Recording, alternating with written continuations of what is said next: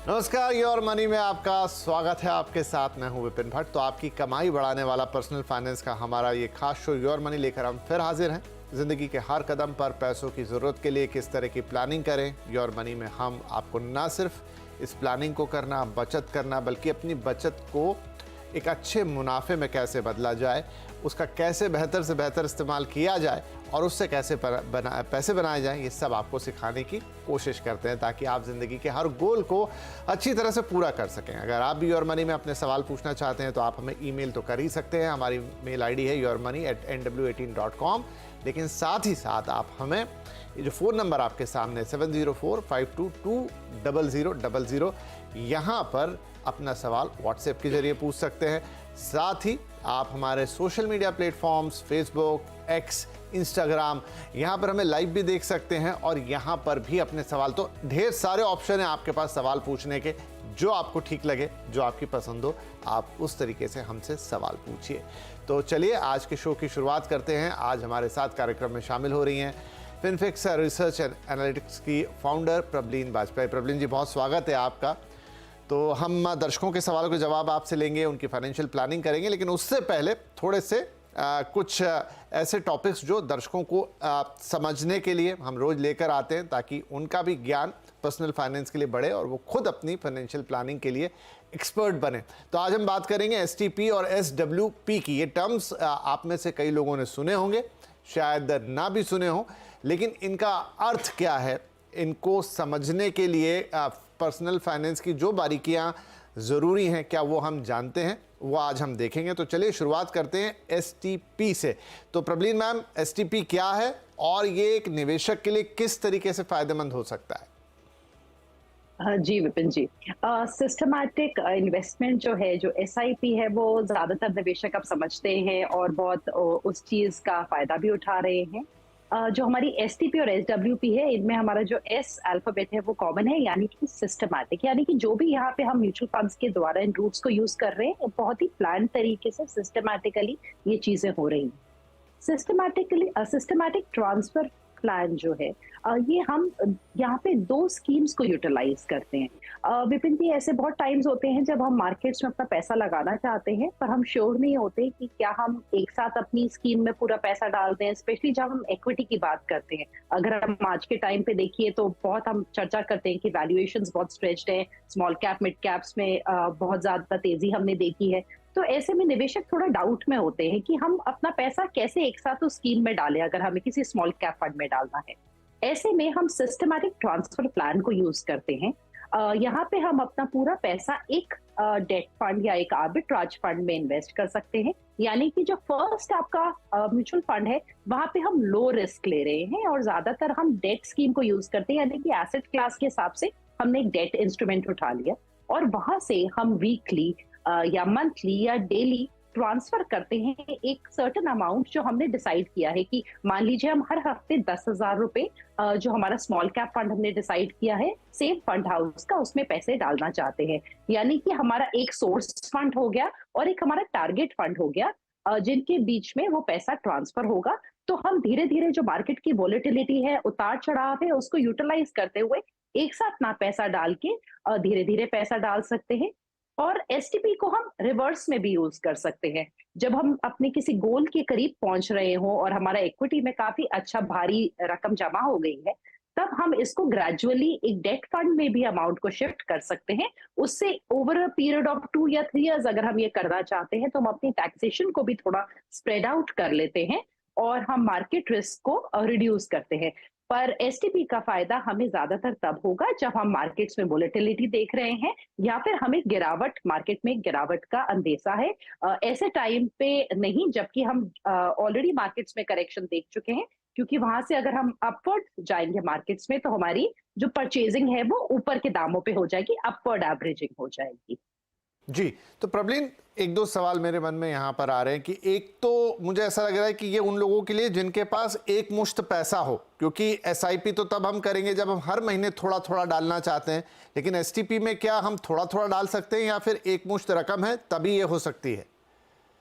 STP का ज्यादातर usage Vipin जी अब तभी करते हैं जब हमारे पास, मान लीजिए अभी जैसे हम देख रहे हैं कि कॉर्पोरेट में ज्यादातर आपको ईयरली इंक्रीमेंट मिलता है, बोनस आता है, आपका एक साथ पैसा आता है। तो मार्केट की कंडीशंस में एक साथ पैसा लगाने में अक्सर थोड़ा सा घबराहट होती है। तो जब हम लमसम इन्वेस्टमेंट करना चाहते हैं और हमारा जो टारगेट फंड है वहां के लिए हम थोड़ी शंका में है कि वैल्यूएशन स्ट्रेच्ड है, डालें ना डालें या एक साथ डालें, अगर आप में वो इनडिसीजन है, उस टाइम पे हम ज्यादातर एसटीपी का यूज करते हैं। वरना तो जैसे हम हमेशा बोलते हैं कि the best time to invest is कि जब आपके पास पैसा है, डालने को आप एक साथ भी डाल सकते हैं। पर जब हम लमसम डालना चाहते हैं पर हम उसको एक टाइम पीरियड में स्टैगर करना चाहते हैं, उसको हम बांटना चाहते हैं, अमाउंट को धीरे धीरे जाए, तब हम एसटीपी को यूज करते हैं। क्योंकि सेम पैसा अगर आप बैंक में रख के शायद सोचे कि मैं अपने आप थोड़ा थोड़ा डालूंगा, क्या पता तब तक आप उसको स्पेंड कर दे। और प्लस जो आपका सोर्स फंड है वहां पे भी आप डेट फंड में कुछ ना कुछ अर्न कर रहे हैं during the process of STP. तो प्रबलीन, एक और चीज़ कि ये किसी खास तरह के निवेशक के लिए सजेस्टेड है या हर कोई, मतलब मेरा है कि जो उम्र के थोड़े आगे निकल चुके हैं, 40 के ऊपर है, टुवर्ड्स देयर रिटायरमेंट हैं, या जिन्होंने शुरुआत ही की है, किसके लिए ये सजेस्टेड है?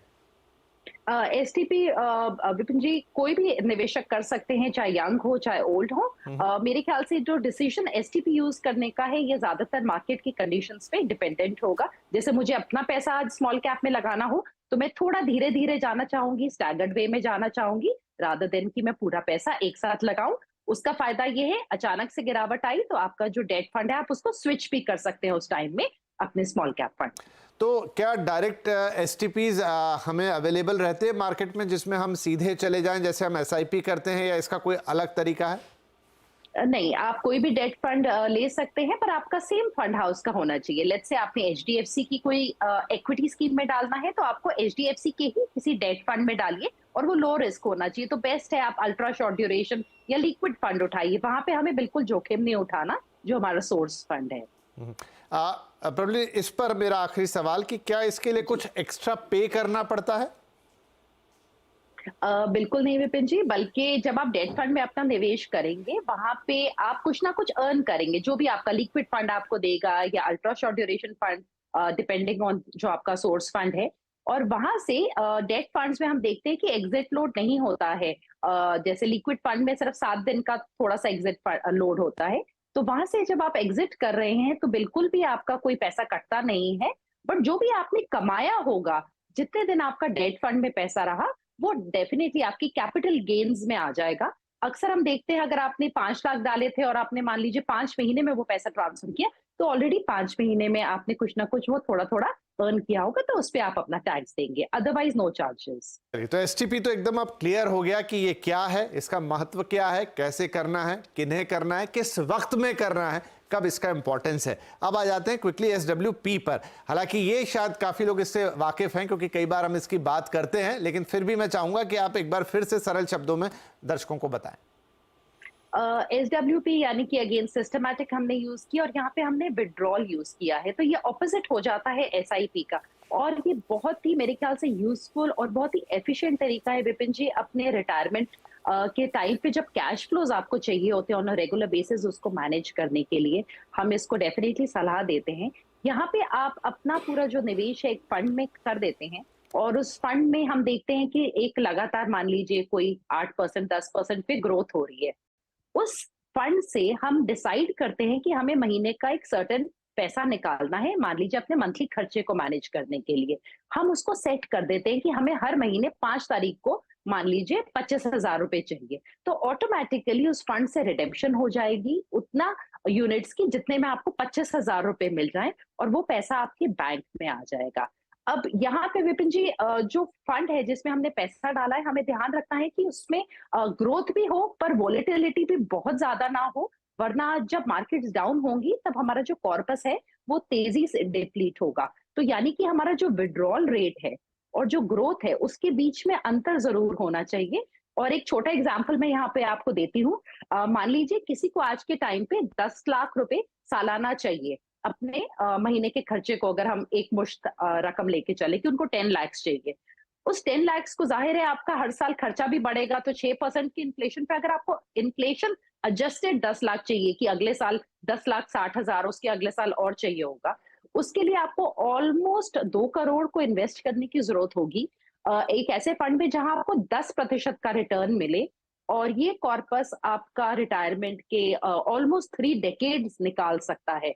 पर यही अगर आपने 15 लाख साल के निकालने शुरू किए, तो इन्फ्लेशन एडजस्टेड के हिसाब से अगर हमने शुरुआत की 60 साल में, तो अबाउट 15 इयर्स में आपका कॉर्पस फिनिश हो जाएगा। इसलिए विथड्रॉल रेट, ग्रोथ, इन चीज़ों को देख के हमने एसडब्ल्यूपी को सेट करना होता है। जी, बहुत अच्छे से आपने मैम एसटीपी और साथ में एसडब्ल्यूपी को समझाया। मैं उम्मीद करता हूं कि हमारे तमाम दर्शक जो शो देख रहे हैं अब इन दोनों टर्म्स को अच्छी तरह समझ गए होंगे और इनके फायदे को भी अच्छी तरीके से जान गए होंगे। चलिए अब इंडिविजुअल सवाल लेने की शुरुआत करते हैं। हमारे पहले कॉलर है आयुष सेठ साहब दिल्ली से। आयुष जी, थोड़ा आपने होल्ड किया उसके लिए माफ़ी चाहूँगा, लेकिन आई होप कि आपने जो बातें सुनी वो भी आपके बहुत काम आएंगी। अब आप अपना पर्सनल सवाल बताइए।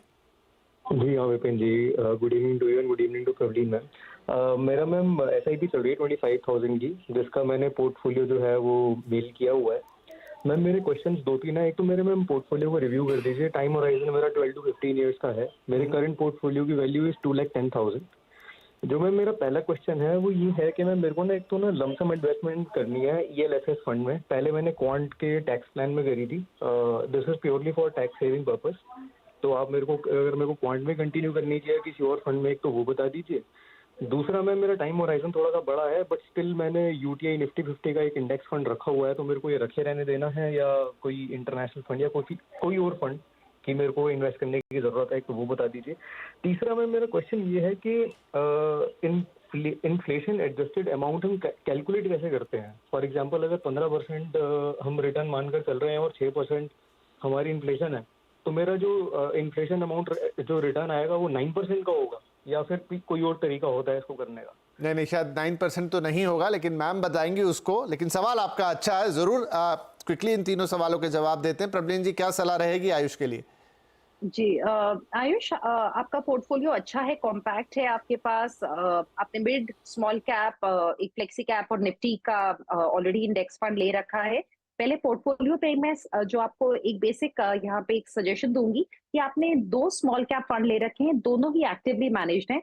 अगर आपने 2 फंड सेम कैटेगरी के लेने हैं, तो मेरी यहाँ पे सजेशन होगी कि आप एक इंडेक्स फंड जोड़ लो यहाँ पे और एक एक्टिव स्मॉल कैप रखो। सो अगर आप 2 रखना चाहते हो स्मॉल कैप में, दोनों आप एक्टिवली मैनेज्ड मत रखो।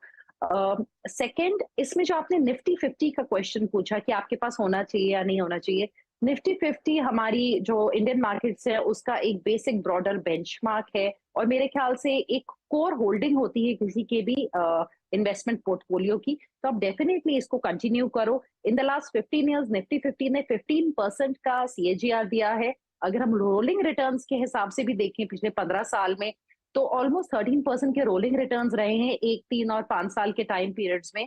तो इसको आप एक अपने पोर्टफोलियो के कोर की तरह लेके चलो, इसलिए इसको आप चेंज मत करो। जो इंटरनेशनल एलोकेशन आप लेना चाहते हो, दैट इज समथिंग जो मैं डेफिनेटली रिकमेंड करूंगी। एक डाइवर्सिफिकेशन ऐड हो जाती है और एक डिफरेंट डायमेंशन ऐड हो रही है आपके पोर्टफोलियो में। एप्पल, माइक्रोसॉफ्ट जैसी कंपनियां, हम इनके प्रोडक्ट्स यूज करते हैं और इनका हमारे पोर्टफोलियो में एडिशन एक अच्छा है। हमें डॉलर और इंडियन रुपी के जो प्ले है उससे भी बेनिफिट हो सकता है अगर रुपी डेप्रिशिएट करे तो। पर यहाँ पे टैक्सेशन थोड़ी सी हार्श है।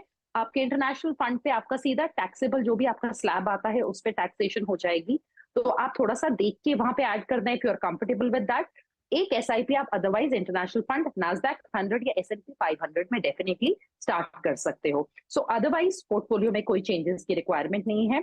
आप का जो अभी इन्वेस्टमेंट है पूरा और आपकी एसआईपी के साथ आप 15 इयर्स में अराउंड 1.2 करोड़ बना लोगे। और मैं बहुत ही रियलिस्टिक रिटर्न्स लेके चल रही हूँ पोर्टफोलियो पे। 11% का return, Vipin ji I think agree करेंगे कि डेफिनेटली अचीवेबल है इंडियन मार्केट के ट्रेंड को देखते हुए। और अगर आप 10% का यहाँ स्टेप अप कर लोगे, जो आपकी 25,000 की एसआईपी है, हर साल अपनी सैलरी की इंक्रीमेंट के साथ अगर आप 10% का इंक्रीमेंट करोगे तो आप 2 करोड़ बना लोगे in the same 15 years. Then your question on inflation adjusted amount.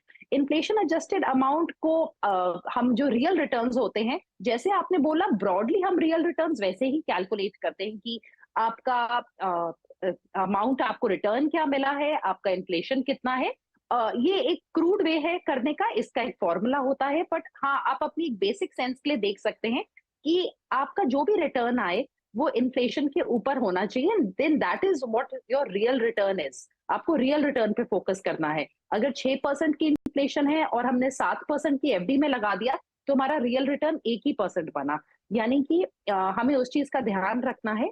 And अगर आप अपनी कैलकुलेशंस जब कर रहे हैं, आप इस चीज को देखो कि आप अपने जब भी गोल सेटिंग करो ना, आप उसमें इन्फ्लेशन को फैक्टर इन करो। जैसे अगर आज आपका महीने का खर्चा 40,000 है और 6% की इन्फ्लेशन है, 15 साल बाद आपका महीने का खर्चा हो जाएगा 95,000 रुपीज पर मंथ।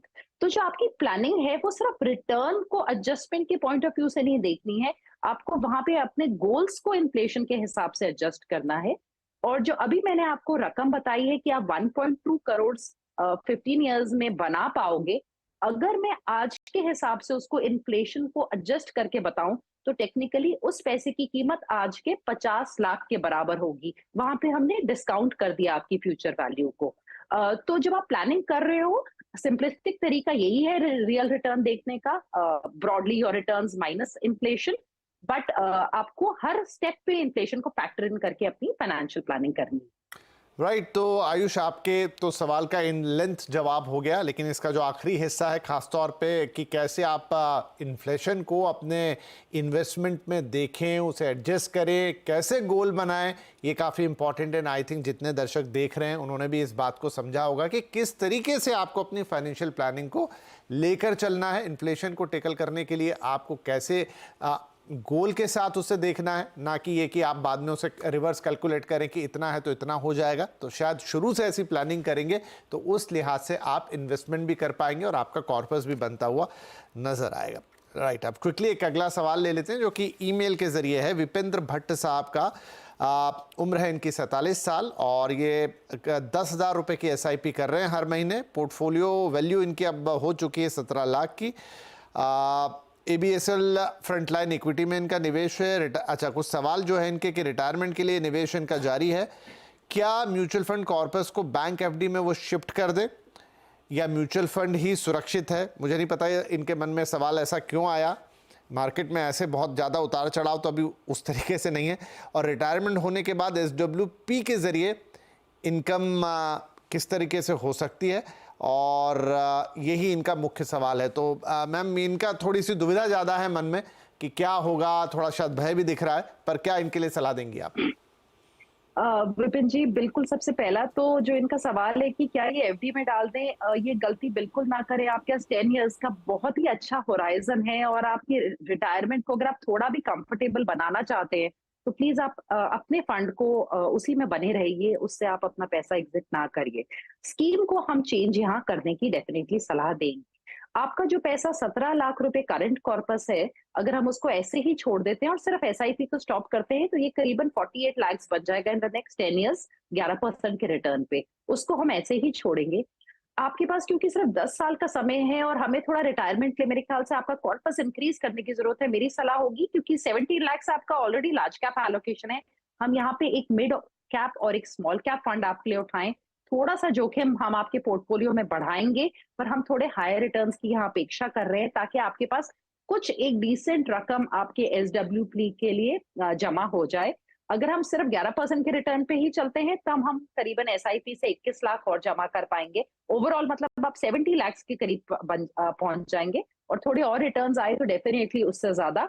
इस 70,000 लाख से अगर आप SWP करेंगे, उसका डिसीजन जो विपेंद्र जी हैं उनको इस चीज पे लेना होगा कि इनका महीने का खर्चा कितना है। अगर आज मैं एक एग्जाम्पल पे चलूं कि आपका महीने का खर्चा 25,000 है, तो जब तक आप रिटायर होंगे आपका साल का जो अभी 3 लाख खर्चा है वो करीबन 5-5.5 लाख हो जाएगा। तो वहां पे ये कॉर्पस आपकी 75 ईयर्स ऑफ एज पे ही डिप्लीट हो जाएगा, जो आपका SWP करने से। इसीलिए हमें जो आपकी रकम है उसको, इन्वेस्टमेंट अमाउंट को इस टाइम पे बढ़ाने की सख्त जरूरत है। और मेरी सलाह होगी कि आप अपने SIP अमाउंट को ऑलमोस्ट डबल करिए, सो दैट आप कम से कम 1 करोड़ का जो टारगेट है उसको आप पहुंचे, सो दैट आपका SIP थोड़े लंबे समय के लिए चल पाए ड्यूरिंग रिटायरमेंट ईयर्स। चलिए विपेंद्र साहब, तो थोड़ा यहाँ पर पुश करने की ज़रूरत है। अपने SIP अमाउंट को एटलीस्ट डबल कीजिए तो बाकी चीज़ें पटरी पर आएंगी और बाकी एक कैलकुलेशन जो है मोटा मोटा वो प्रवीण जी ने यहाँ आपको करके दे दिया है। आई होप कि जब भी आप ये सुनेंगे तो ज़रूर इससे फ़ायदा उठाएंगे और ये आपने नोट कर लिया होगा। चलिए इसी के साथ एक छोटा ब्रेक ले लेते हैं, लेकिन ब्रेक के बाद कुछ और सवाल होंगे, कुछ और क्वेरीज होंगी जहां हम लोगों की मदद करेंगे उनका फाइनेंशियल प्लानिंग करने में। एक छोटा ब्रेक, तुरंत हाजिर होते हैं।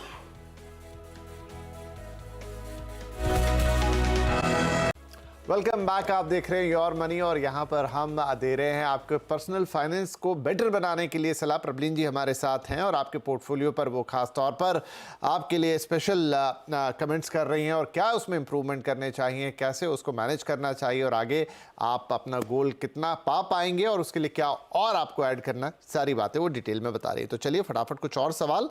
आयुष्मान गुप्ता साहब का मेल है हमारे पास और आयुष्मान जी पूछना चाहते हैं, पहले तो बता दें कि आयुष्मान का निवेश इस वक्त कैसा है। तो एसआईपी करते हैं वो 50,000 रुपये की हर महीने। पोर्टफोलियो की वैल्यू अब तक हो चुकी है 12 लाख रुपए। लक्ष्य जो है वो 17 साल में 6.5 करोड़ रुपए जमा करने का है और पोर्टफोलियो का रिव्यू चाहते हैं। अब एक नज़र इनके पोर्टफोलियो पे भी डाल लेते हैं। तो एक्सिस ELSS टैक्स सेवर में 1,000 रुपये, कोटक का इमर्जिंग इक्विटी में 2,000, ICICI प्रू डिविडेंड यील्ड में 4, SBI कॉन्ट्रा फंड में करीब 8,500, कोटक स्मॉल कैप फंड में 6,500। ये थोड़ा सा इनके figure 6,333, SBI small cap fund 6,333 interesting है। हेलियोस फ्लैक्सी कैप में 21,667 रुपये। शायद किसी ने इन्हें कहा होगा कि ये नंबर्स में निवेश कीजिए तो आपको बेहतर रिटर्न मिलेंगे। 6,333, 21,667। एनीवेज, इसके अलावा NPS में करीब 2 लाख रुपए का निवेश है और कॉर्पस इनका हो गया है करीब 9.5 लाख रुपए का और PPF में भी इन्होंने 1.5 लाख रुपए सालाना का निवेश किया और ये कॉर्पस अब इनका है करीब 7.25 लाख रुपए का। तो प्रबलीन जी ये चाहते हैं अपने पोर्टफोलियो का रिव्यू और साथ में इनका जो ब्रॉड लक्ष्य है वो ये है कि 17 साल में 6.5 करोड़ रुपए का कॉर्पस। जी विपिन जी, इनकी जो इन्वेस्टमेंट्स हैं वो 3 डिफरेंट प्रोडक्ट्स में हैं। अगर हम 11% म्यूचुअल फंड्स पे, अराउंड 9% का हम इनके NPS पे, बिकॉज हमें नहीं पता कि कौन सा इनने ले रखा है NPS में ऑप्शन, और जो PPF है ऑफकोर्स उस पे हम 7.1% लेके चल रहे हैं।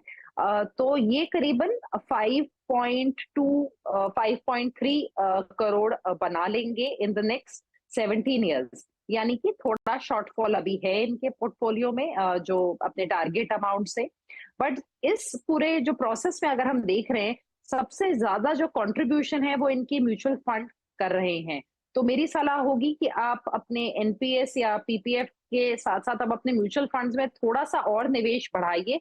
आपको 21,000 रुपए की या तो SIP बढ़ानी होगी, या फिर अगर आप 8% का स्टेप अप अपनी 50,000 की SIP पे कर लेंगे तो आप अपना लक्ष्य आराम से पा लेंगे। तो थोड़ा सा एक वहां पे इंक्रीमेंट की जरूरत है।